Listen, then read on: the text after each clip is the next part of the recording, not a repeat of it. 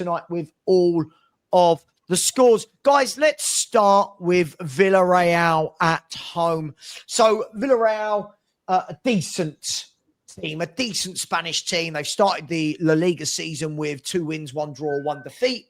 Play a 4-4-2. Got a lot of players we know, ex-Spurs, ex-Chelsea, ex-Arsenal. It was billed to be this great opening game at White Hart Lane. And it didn't quite work out that way, but we did get the win. Who would like to take this one and kick us off with some live... Johnny's in. Go on, Johnny. No, listen, look. I mean, I think we look at Villarreal. They're not a big team as we think, but to say that they're mugs or we should be wiping them apart is nonsense. I think the 2021-22, they got to semi-finals of the Champions League. Hasn't been great. We don't have a great record against La Liga teams. I think we got 1 win in our last 7. Right. We got a very good record at home. We're unbeaten in our last 21 games now. But I always thought, having done a bit of homework on Villarreal, I never thought it was going to be an easy game.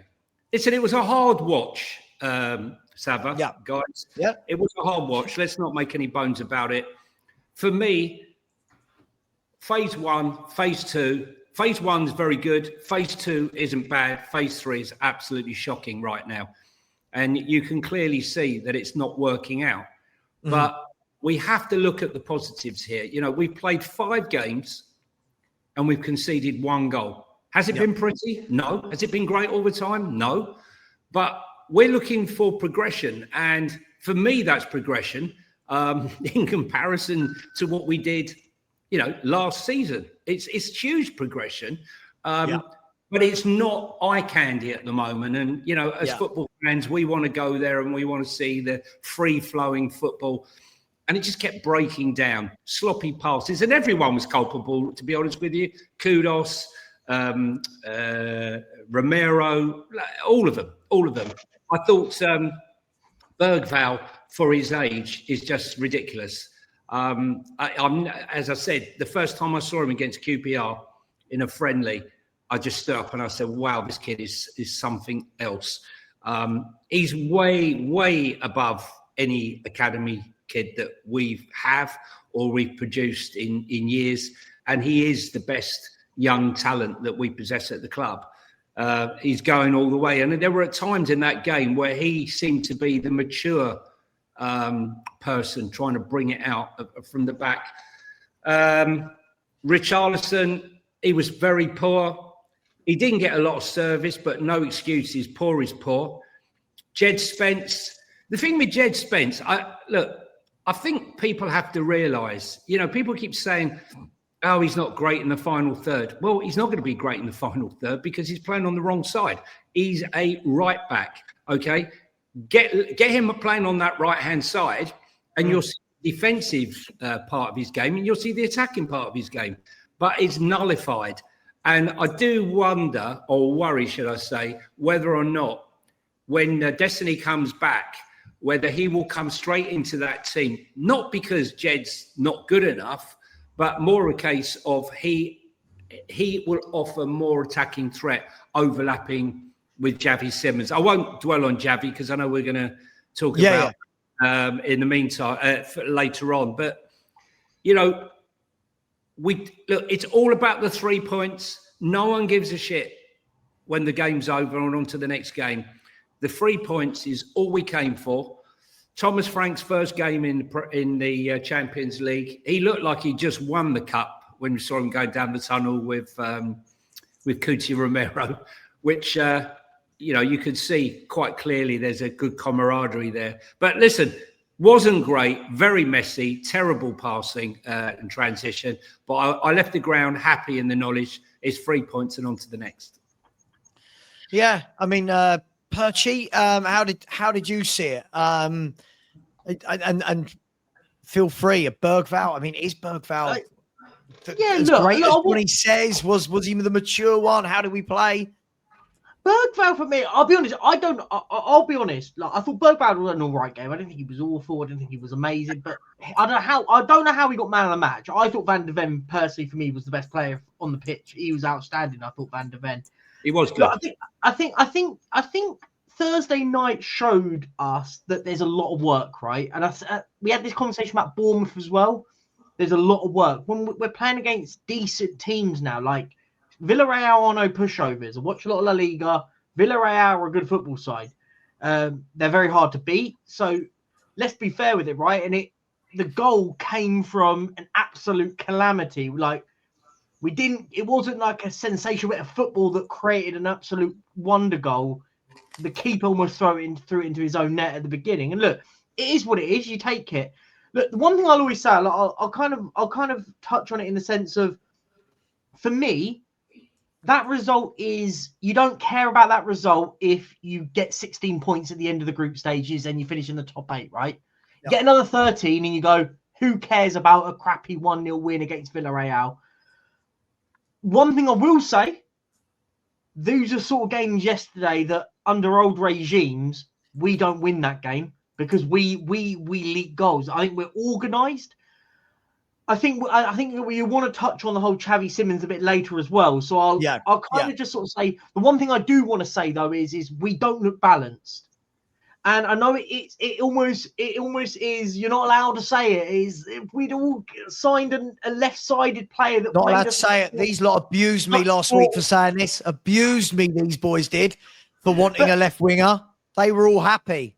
They were all happy. We weren't happy, Sava. Come on. They weren't happy. No, I'm not having it. I'm not having it. They were all happy. All on a left-sided player. They all said they wanted Matisse Tell to be the left winger, and I'm not having it. No, look, I think William Tell. I think the key bit for me is like there is a lot of progress that is there. I think one of the massive key things, again, as I always say for me, is the stark nature of how organised we are. And I think the manager has come straight in, right, and gone, oh, we can't be conceding the amount of goals this team's conceded last season. And that is point one, be hard to beat. And we are, right? It's taking... we're not easy to beat like we used to be. Now we've got to find that focus in the final third. Well, Charleston, I don't care. He's crap. I'll say it. He's crap. I thought he was awful on Thursday. Like, the fact he stayed on as long as he did. Look, my only hope with it is Kolo Muani will naturally get fitter and fitter and surely has to play as the 9. Like, people moaned. I did see a lot of people moaning about him when he came on. He's not. The guy hasn't played football for ages, right? 77 days between his last game, by the way. Sure. 77 days. No football player is going to be able to do that immediately. Look, and I'll touch on the final part. Was for me, Mohamed Kudus. I thought he looked frustrated. I thought he was doing all he could to try something. He's the one spark at the moment. I think Simons will become that, and we'll talk about it a bit later.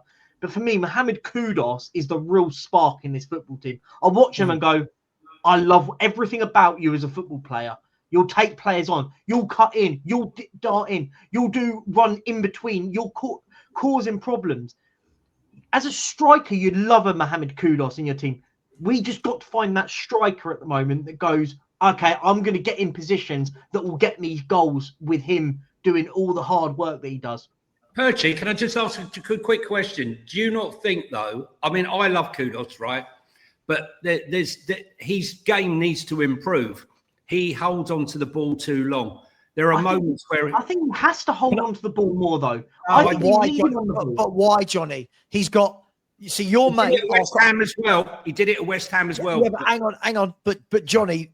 Sorry, I'll jump in here because Kudus for me at the moment, Berbatov said this after the game the other night, by the way. He said, if you look, he's looking up for a striker to play a 1-2 off. And he's got Richarlison, who's absolutely shite. He's looking for a playmaker in the middle to play a 1-2 with and to give and go. He's got no one. So literally... Stray balls. He was culpable as well as anyone with a few stray balls. Yeah, I'm a fan of him. That's not my point. But my point isn't the few stray balls. My point is, if you get a top player like that, he needs somebody to play off. He needs somebody for the give and goes. And at the moment, he's got no one in the number 10 and Richarlison up front, who is, by the way, I'm going to say it, I'll piss people off. Richarlison's the worst technical striker I've ever seen at Tottenham. He is atrocious. Like, but you haven't seen a lot of strikers then. Truly atrocious. Like, this guy has got a worse first touch than the under 60. He is. Anyway, we'll get to that later. But Kudus needs people to. He's got no one to pass to. He's got no one to do 1-2s with. It's frustrating. Isn't that the problem when we're, again, about the imbalance, right? Because the thing is this is why I always wanted Simmons down the middle. I think him on the left, we're almost shoehorning him to play on the left because we've got no one that is actually any good out there. But the problem is our now what I would say makeshift 10s. Sarr for me is not a 10. Bergval's not really a 10 either for me. Like, and that's the key bit for me. The problem I get what you're saying, Savra, in the sense of got the ball out on that right-hand side. He needs someone to collect it, but Bergval's not that player to go and say, put your foot on the ball, pick it up, give and go. He's more of that sort of, I want to run around and be a bit chaotic, so to speak. Are you joking? Really?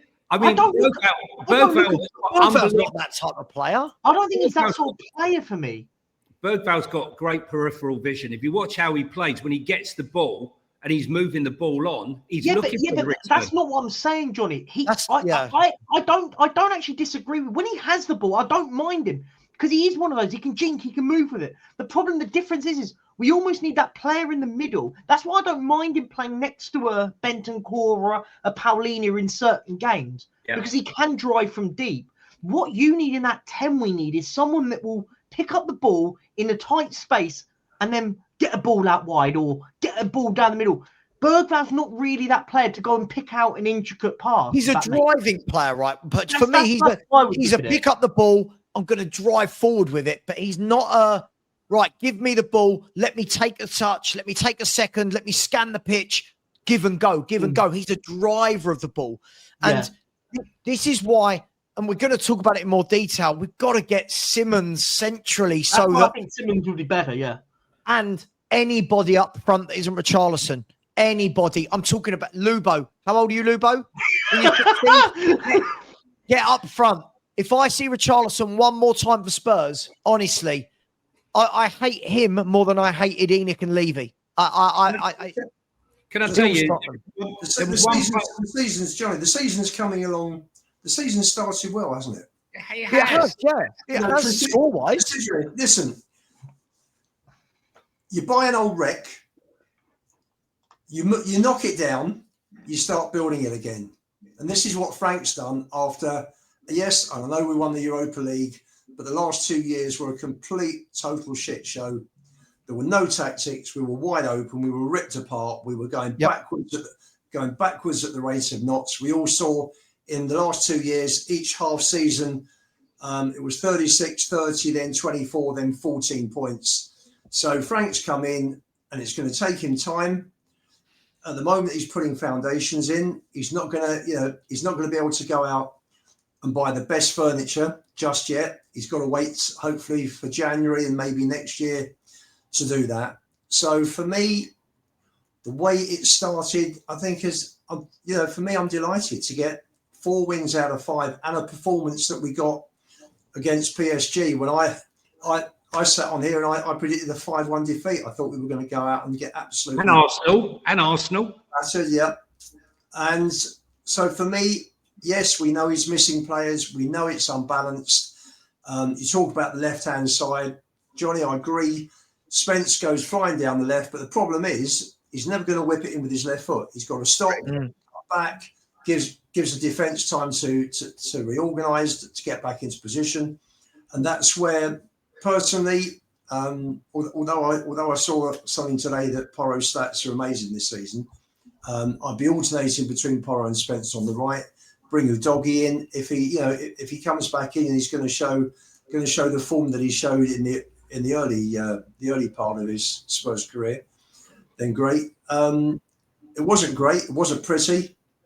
But isn't it good?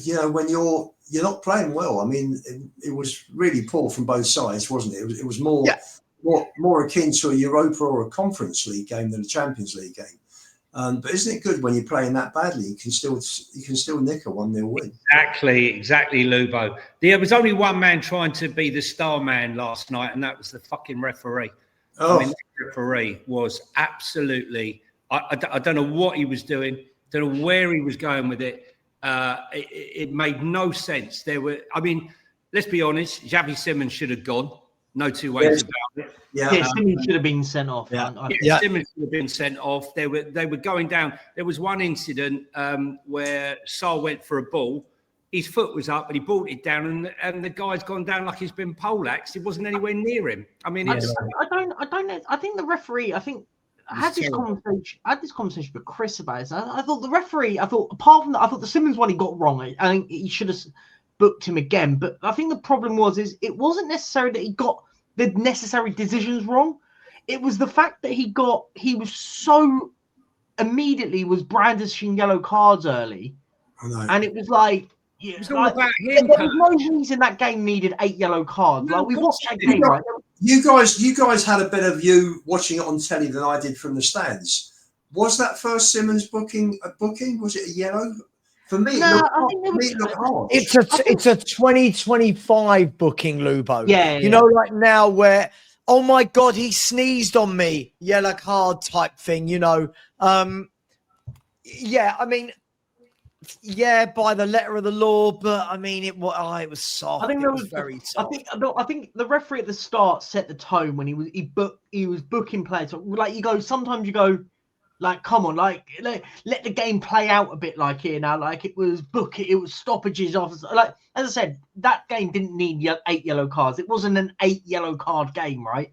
It was like there wasn't anything in there where I go, God, how has he not booked him for that kind of tackle? But he was having words with players. He was pulling players apart for a conversation. It was all about him. It was a guy who was in the limelight, and he was going to make every moment of it count. And I think, look, the game wasn't great without him, but the ref just made it even worse with a stop-start. To be honest, right, but I thought the keeper really brought out his inner Anana with that first goal. It was beautiful. Well, thank God he did, because other than that, the game was going to end a really boring 0-0, wasn't it? About cross. What about the back? What about the backspin on the cross? Obviously from Bergerac. Have you noticed? He crossed the ball and everyone had almost turned away because it was like, it's straight into the keeper's arms. It just trickled in. I couldn't believe it. It's an interesting one, guys, and we will get into it a bit more later. But Lubo, you're 100% right. You're 100% right. I think when we're critiquing a game, we can critique the game. But if somebody had turned around and said to all of us 4 weeks ago, right, you're going to be 5 games in to the season, you've won 4 of them, yeah, and you've conceded 1 goal, we'd bite your hand off. So in some respects, we are all being very greedy. And what I wanted to talk to you guys about for this Villarreal game was, I think what a lot of people, you could see the day after, a lot of people getting frustrated that, oh my God, we're not very fluid up top and our attacking side of things. But guys, every good club, right? Every good coach, every good manager, every successful team there's been, they build the foundations from the back. 100%. And Thomas Frank has told us in numerous interviews, first thing I did, I needed to sort out the defense.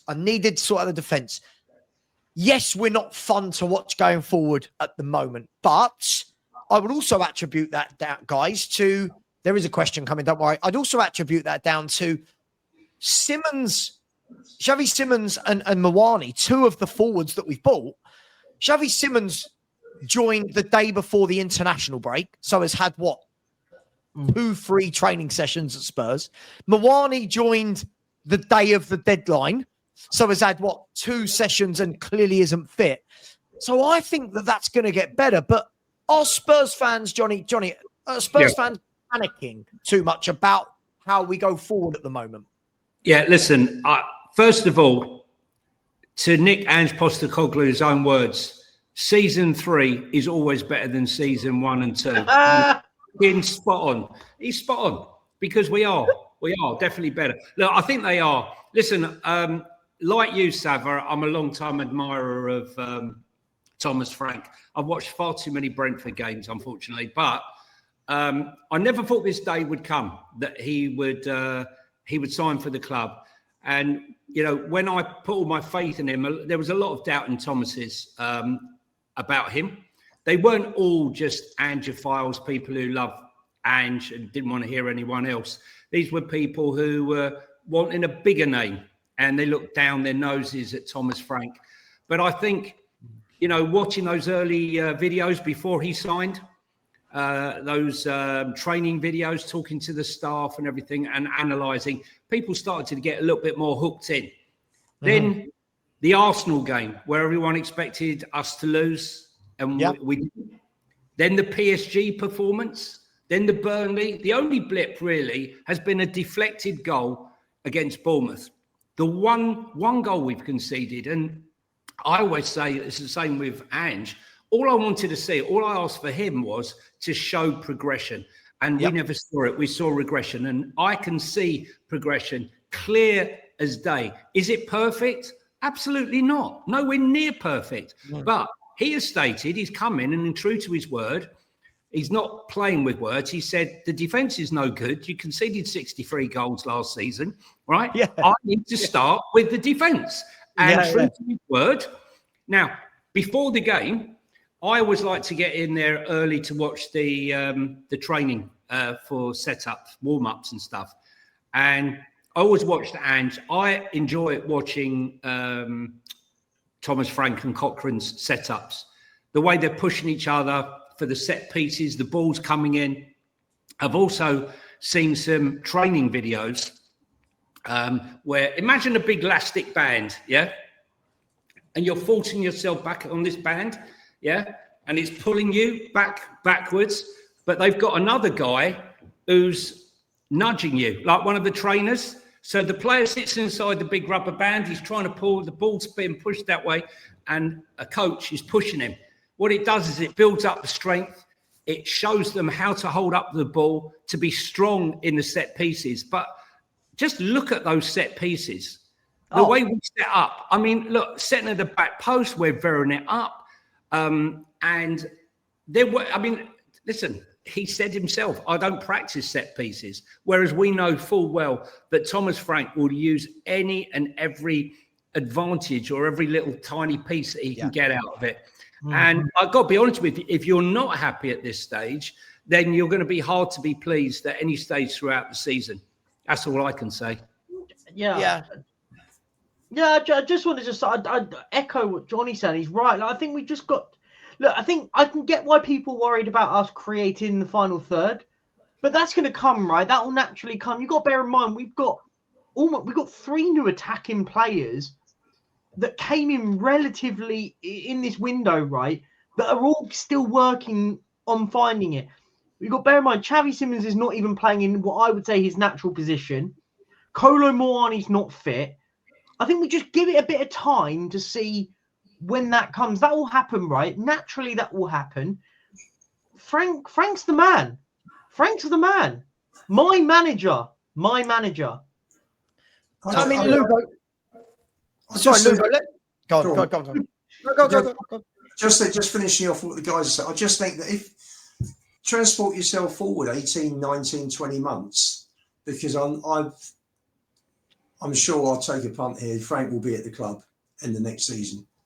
Yeah, I think the progression that there would have been from where we are today. We're playing without a 10. We're playing a 10 at 11. We haven't got a prolific 9. So for me, those are really key areas that he will put right. Everything, you know.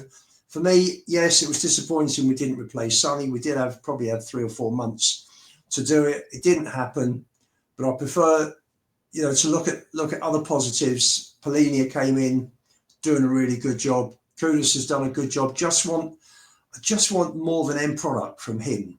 And I think that if we can get him on the ball but further up the pitch, then I think that will happen. Surely for that to happen, Lubo, you've got to get the players around him to make that happen. You can't stick him in with no number 10 and Richarlison as the centre forward and we go, right, create more for who? Like, who's he?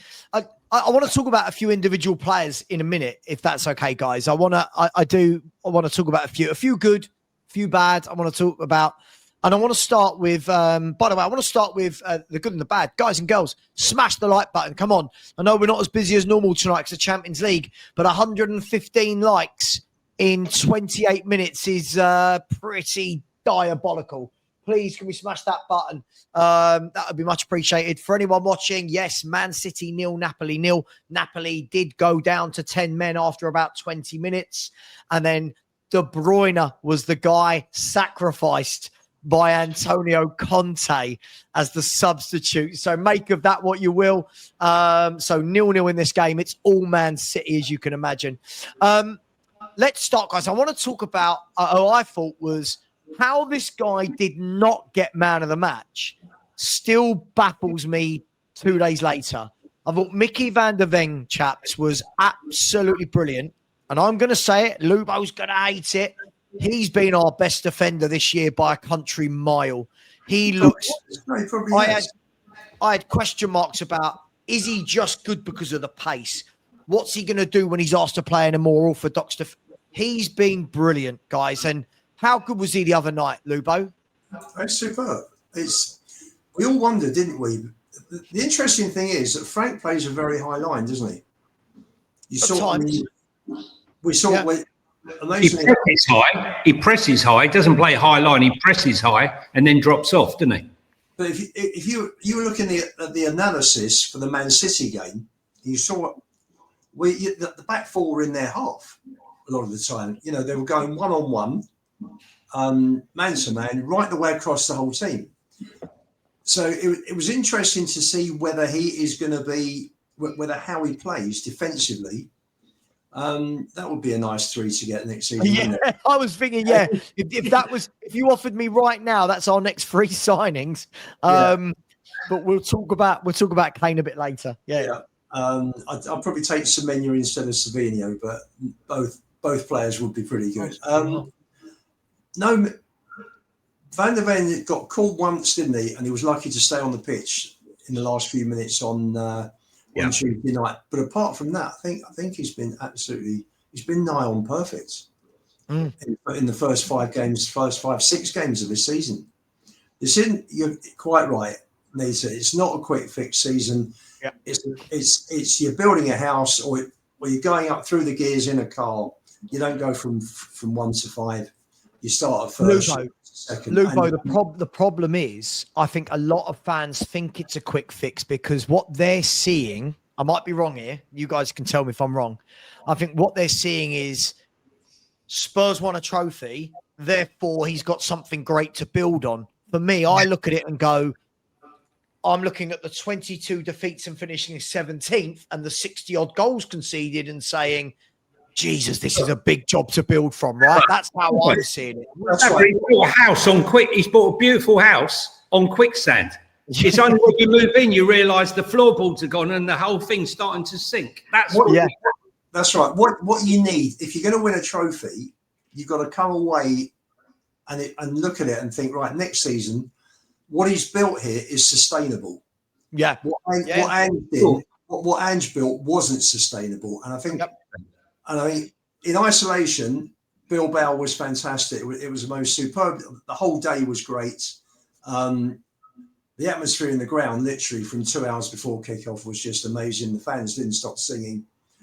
But when you came away from that and you looked at it in the cold, and you had a great parade 2 days later, when you came away in the summer and you looked at it, you thought to yourself, Christ, I hope he goes. For Christ's sake, get rid of him, bring in someone else, because it's not sustainable. We're not in the Europa this season. We're in the Champions League.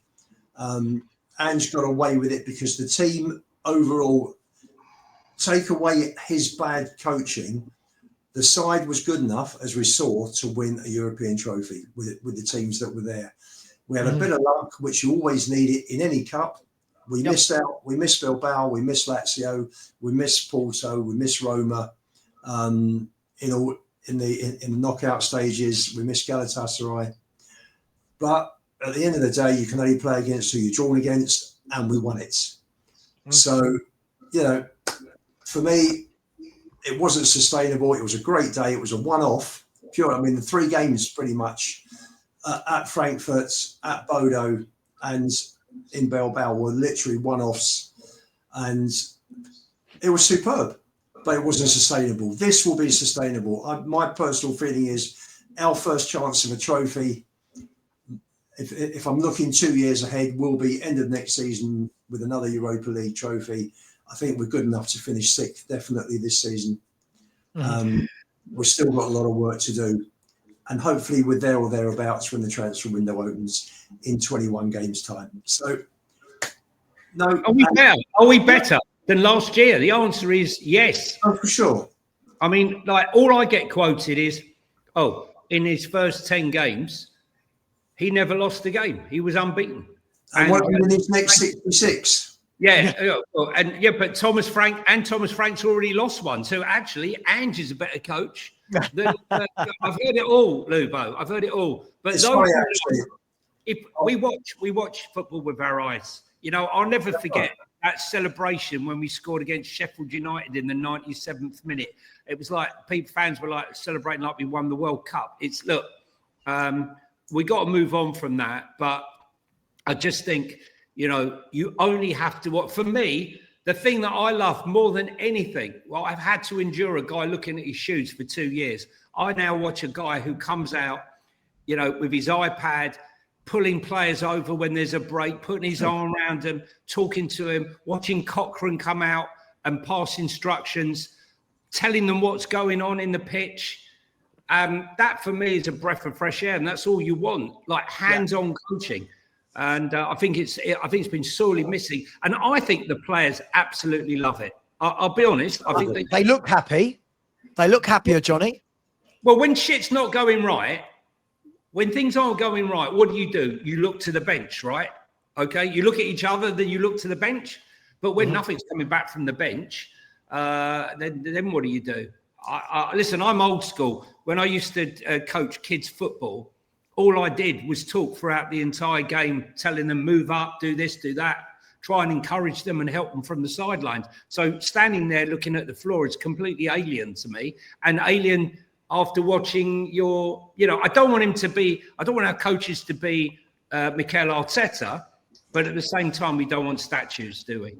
It's funny, you talk about Frank, Sam, I was watching your show yesterday morning, and people were talking about his early record, and they were talking about Pochettino's first season.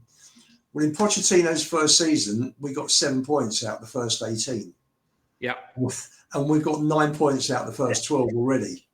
So, but Lubo, wasn't that? I love Poch, and look what Poch did at the end. Look what Poch did in year 2 and 3.